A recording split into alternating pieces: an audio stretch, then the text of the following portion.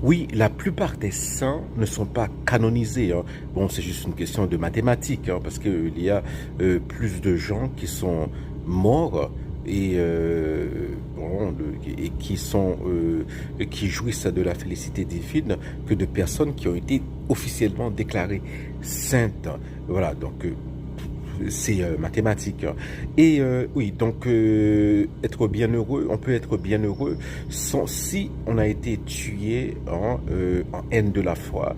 Donc on est martyr, on est déclaré, on peut être déclaré bienheureux sans miracle. Voilà. Et mais pour être canonisé, pour être déclaré saint, il faut un miracle. Donc dans le cas du bienheureux Floribert Boinachui, il faudra un miracle, hein, voilà, un miracle, une guérison miraculeuse, hein, voilà, d'une maladie incurable, une guérison subite, une guérison sans thérapie durable, voilà, pour qu'il soit déclaré saint. Et, euh, et alors il y a toutes sortes de cas, hein. Il y a des gens qui, voilà, dans le cas de gens qui ont fait preuve de beaucoup de phénomènes paranormaux, par exemple Teresa Newman ou la vénérable Marthe Robin, eh bien cela prend du temps parce que l'Église veut s'assurer que voilà que ces phénomènes viennent de Dieu, hein, parce que le diable peut bien imiter des phénomènes paranormaux.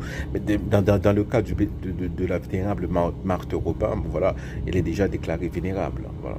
Donc mais dans le cas de Teresa Newman, par exemple, voilà, c'est tellement, il y a eu tellement de phénomènes surnaturels autour d'elle que oh, ça prendra du temps.